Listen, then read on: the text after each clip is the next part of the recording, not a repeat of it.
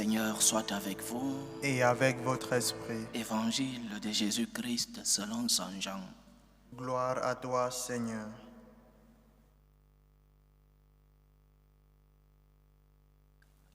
En ce temps-là, les yeux levés au ciel, Jésus priait ainsi. Père Saint, je ne prie pas seulement pour ceux qui sont là, mais encore pour ceux qui, grâce à leur parole, croiront en moi. Que tous soient un, comme toi, Père, tu es en moi, et moi en toi. Qu'ils soient un en nous, eux aussi, pour que le monde croie que tu m'as envoyé. Et moi je leur ai donné la gloire que tu m'as donnée, pour qu'ils soient un, comme nous sommes un. Moi en eux, et toi en moi. Qu'ils deviennent ainsi parfaitement un, afin que le monde sache que tu m'as envoyé et que tu les as aimés comme tu m'as aimé. Père, ce que tu m'as donné, je veux que là où je suis, ils soient eux aussi avec moi et qu'ils contemplent ma gloire, celle que tu m'as donnée, parce que tu m'as aimé avant la fondation du monde. Père juste, le monde ne t'a pas connu, mais moi je t'ai connu, et ceux-ci ont reconnu que tu m'as envoyé. Je leur ai fait connaître ton nom et je le ferai connaître pour que l'amour dont tu m'as aimé soit en eux et que moi aussi je sois en eux. Acclamons la parole de Dieu. Louange à toi, Seigneur Jésus. Lorsque dans sa révélation, le Seigneur crée l'homme à son image et à sa ressemblance, et qu'après, dans l'histoire de cette révélation, l'histoire du salut, le Seigneur se révèle à travers certains de ses attributs. C'est parce que cet homme, créé à son image et à sa ressemblance, devrait vivre comme Dieu lui-même. Nous ne pouvons pas être de vrais hommes si nous ne ressemblons pas à Dieu. Nous ne pouvons pas être de vrais hommes si nous ne vivons pas comme vit Dieu, parce que nous sommes créés à son image et à sa ressemblance. Donc, les attributs de Dieu, comment le Seigneur s'est révélé à travers l'histoire, nous devons les épouser dans nos vies. Lorsque le Seigneur se révèle, lorsqu'il nous montre certains de ses attributs, c'est pour que l'homme puisse vivre à l'image et à la ressemblance de celui qui est son créateur, de celui qui est sa source, Dieu lui-même. Alors, cet homme qui est créé à l'image et à la ressemblance de Dieu et qui doit vivre comme Dieu, doit se poser la question, mais comment est Dieu si je suis créé à son image et à sa ressemblance et que je dois vivre comme celui qui m'a créé? Comment vit-il? Quels sont ses attributs? Et c'est l'objectif, un des objectifs de l'histoire de la révélation, Ancien et Nouveau Testament. Dieu se révèle. Dieu montre ses attributs à l'homme. C'est ainsi que Dieu dira de lui-même qu'il est miséricordieux. Pour que l'homme soit vrai homme, pour que l'homme puisse ressembler à Dieu, puisse être cette image de Dieu, il doit aussi être miséricordieux. Parce que nous ne pouvons pas croire en un Dieu miséricordieux, nous ne pouvons pas croire en un Dieu qui a comme attribut la miséricorde si nous ne sommes pas miséricordieux envers ceux qui nous entourent, envers ceux qui sont autour de nous. Nous ne pouvons pas dire et demander la miséricorde de Dieu si nous ne sommes pas miséricordieux envers ceux qui nous offensent, par exemple, envers ceux qui sont dans le besoin, par exemple. Donc, Dieu qui révèle son attribut de miséricorde, veut faire comprendre à l'homme qu'il ne sera vrai homme que lorsqu'il épousera cet attribut de Dieu qui est la miséricorde. Tu ressembleras à Dieu lorsque tu seras miséricordieux comme ton Seigneur. Un autre attribut, ce Dieu qui est miséricordieux est aussi généreux. La générosité du Seigneur. L'homme ne sera vrai homme que lorsqu'il sera généreux, lorsqu'il pourra lever son regard et voir les besoins autour de lui, et pas seulement voir, mais aussi se mettre en action comme Dieu. Dieu qui est généreux envers nous. Dieu qui, lorsqu'il voit le besoin, vient à notre secours. Notre Dieu n'est pas un Dieu qui nous a créés et qui nous a laissés à notre sort, qui nous a laissés sur la terre, non. Il est un Dieu plein de miséricorde, plein de générosité, plein de compassion. Et tu ne seras l'image de Dieu que lorsque tu vivras cet autre attribut de notre Seigneur, l'attribut de la générosité. Et ainsi, d'autres attributs de Dieu dans l'histoire de la révélation. Nouveau Testament, Dieu est amour. L'homme ne sera vrai homme que lorsqu'il vivra cet attribut de Dieu, cette définition même de Dieu, l'amour. Tous les autres attributs de Dieu tournent autour de cet attribut essentiel qui est l'amour. Si Dieu est amour, l'homme qui est créé à son image et à sa ressemblance doit vivre en amour, en harmonie, en compassion, en miséricorde. Tu ne seras vrai homme que lorsque tu ressembleras à Dieu, lorsque tu pourras vivre comme Dieu.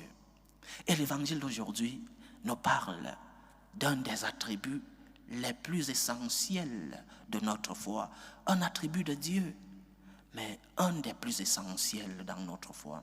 Nous croyons en un Dieu qui est à la fois un et trois, un seul Dieu, trois personnes divines.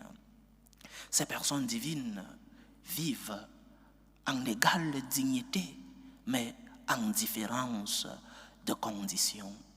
Ces personnes divines sont égales dans leur dignité, mais différentes dans leur mission. Dieu est un seul Dieu. Cela signifie, et c'est l'objet de l'évangile d'aujourd'hui, le Seigneur vient nous dire que Dieu, le Dieu en qui nous croyons est un seul Dieu. Toi et moi, nous sommes un. L'Esprit n'était pas encore arrivé pour ajouter la troisième personne, parce que s'il parlait de l'Esprit maintenant, ses apôtres n'allaient pas comprendre. Toi et moi, nous sommes un. Nous croyons en un Dieu, c'est-à-dire un Dieu qui vit dans l'unité, un seul Dieu, unité donc. Et l'homme ne sera vrai homme que lorsqu'il vivra cet attribut de Dieu qui est l'unité. L'homme ne sera vrai homme que lorsqu'il sera en union avec les autres, une unité qui ne veut pas dire uniformité. Dieu est un, mais trois personnes, égales dans leur dignité, mais différentes dans leur mission. Nous sommes différents. Et il est bon que nous soyons différents. C'est même une nécessité que nous soyons différents. Mais la différence ne doit pas être une source de division, une source de guerre autour de nous. Au contraire, la différence est source de richesse. La différence est un besoin pour que l'homme puisse mieux connaître qui il est et qui est son créateur, Dieu le Père. Si nous croyons en un Dieu qui est un et trois, la Sainte Trinité, ce Dieu, un seul Dieu, unité, mais trois personnes différentes. Le Père n'est pas le Fils, et le Père ne veut pas convertir le Fils en un petit Père, sinon qu'ils sont trois personnes différentes, égales dans leur dignité, je répète, mais différentes dans leur mission. Nous sommes différents, chers frères et sœurs. Si nous n'acceptons pas le concept de différence autour de nous, nous ne pourrons pas être unis, parce que chacun voudra que l'autre soit comme lui. Chacun voudra imposer ses opinions, son caractère, sa manière de voir la vie. Certains voudront imposer ses idéologies aux autres. Nous devons vivre en unité, mais une unité qui accepte les différences, pas une uniformité, parce que cela ne vient pas de Dieu. Lorsqu'il y a une idéologie qui veut s'imposer, et même à la force, cela ne vient pas de Dieu, parce que ce qui vient de Dieu, c'est cette acceptation de la différence. La différence dans nos pays, par exemple, où il y a plein de communautés. Comment pouvez-vous vivre dans un pays où personne n'accepte l'autre, cette communauté est en guerre contre l'autre? Il n'y a pas de présence de Dieu dans ce pays. Comment pouvons-nous vivre dans des familles où nous n'acceptons pas les différences, où chaque fils aura ses traits caractéristiques différents des traits caractéristiques du père, de la mère et des autres frères? Et c'est cela la beauté du Dieu en qui nous croyons. Et c'est cela la beauté de la création elle-même. Parce que Dieu est un, nous devons vivre cette unité. Unité qui ne veut pas dire, chers frères et sœurs, uniformité. Unité qui ne veut pas dire imposer sa manière de voir les choses aux autres. Peut-être que ta manière de voir les choses est la vraie. Oui, mais est-ce que le Seigneur, lorsqu'il est roi, a imposé le rythme? Est-ce que Dieu le Père a imposé à Dieu le Fils? Il doit avoir bien sûr obéissance. Le Fils obéit les ordres du Père. Mais une obéissance dans la vérité. Nous devons apprendre ce concept qui peut-être a disparu dans notre croyance. Nous qui sommes chrétiens, nous qui croyons en Jésus-Christ, disciples du Dieu qui s'est fait chair, nous croyons en un seul Dieu. Nous le disons dans le credo, je crois en un seul Dieu. Et après cette proclamation de la croyance en un seul Dieu, nous proclamons la croyance en trois personnes divines. Dieu est un, unité, qu'il soit un. Ce sont les paroles de quelqu'un qui va mourir dans quelques jours. C'est la prière de notre Seigneur au mont des Oliviers, qu'il soit un. Et les paroles d'un presque moribond, il n'était pas encore moribond, mais d'un presque moribond, ce sont des paroles de testament.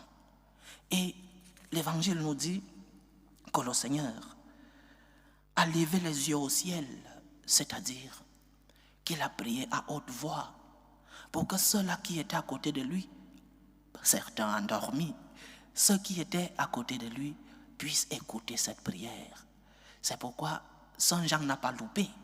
Il n'a pas loupé cette prière de notre Seigneur et il nous la transmet. Qu'il soit un. C'est cela, la volonté du Christ pendant ces derniers jours sur la terre, que nous soyons un. Mais une unité qui ne veut pas dire uniformité. Acceptons les différences. Acceptons par exemple dans les familles que chacun ait son caractère. Acceptons par exemple dans les familles que le mari ou la femme peut avoir eu une journée difficile. Mets-toi à sa place. Parce que toi aussi de temps en temps, tu as une des journées difficiles. C'est dans cela, accepter les différences. Accepter les faiblesses des autres. Des faiblesses qui sont naturelles, bien sûr. Accepte celui qui est peut-être moins rapide que toi. Accepte celui qui est un peu moins ordonné que toi. Dans les confessions, je me rends compte que les mamans, surtout les mamans, se confessent beaucoup sur le péché de l'impatience. Mon père, je ne suis pas patiente, mon père, parce que mes enfants laissent des choses en désordre à la maison. Oui, il faut éduquer les enfants dans l'ordre, dans la discipline. Mais il y aura certains qui seront moins ordonnés que d'autres. C'est aussi cela, accepter les différences. Cela ne veut pas dire laisser cet enfant dans son désordre et dans les ordures dans sa chambre. Non, en éduquant, il faut accepter les faiblesses des uns et des autres. Chers frères et sœurs, le Christ veut que nous soyons un et nous devons travailler pour que cette unité règne en nous. Il vaut mieux que nous soyons unis parce que c'est en cela que nous ressemblerons au Christ. Chiara Lubich, la fondatrice des Focolars, disait qu'il vaut mieux être unis, il vaut mieux une unité dans l'imperfection que la division dans la perfection. C'est-à-dire, nous ne sommes pas parfaits, mais si nous sommes unis, si nous acceptons nos différences, il y aura présence de Dieu. Lorsque un ou deux seront unis ou réunis en mon nom, je serai au milieu d'eux. Présence du Seigneur. Lorsqu'il y a unité, travaillons pour l'unité, en se mettant à la place des autres, en sachant pardonner, en sachant tourner la page, en sachant céder lorsque un ou l'autre veut faire quelque chose que tu ne veux pas faire. Par exemple, dans un couple, lorsque le mari veut voir un match de football et que la femme veut voir une série, un film, que une des deux personnes puisse céder pour qu'il règne cette unité dans la famille. Je parle des deux. Aujourd'hui, un va céder et demain l'autre. Céder ne veut pas dire que c'est seulement une personne qui devra céder chaque jour. Non, il y aura un moment où le mari cède et peut accepter de ne pas voir son match de football et demain, la femme cédera et accepte de ne pas voir son film à la télévision. C'est en cela que nous faisons présent le Seigneur au milieu de nous. Il nous a dit que lorsque nous serons unis, il sera au milieu de nous. Travaillons donc pour l'unité. Nous ne serons des vrais hommes que lorsque nous serons unis. Lorsque nous serons unis au Christ, il le dit, unis à moi, qu'il soit un en moi, mais aussi et surtout lorsque nous serons unis entre nous les hommes. Travaillons pour l'unité. Soyons unis à notre Seigneur, mais aussi et surtout, soyons unis entre nous pour que cette présence réelle du Seigneur puisse avoir ses fruits autour de nous. Nous sommes unis et nous ressemblons à Dieu parce que nous avons été créés à son image et à sa ressemblance. Si nous voulons ressembler à Dieu, vivons les attributs qu'il nous a révélés. Et aujourd'hui, il nous parle de l'unité.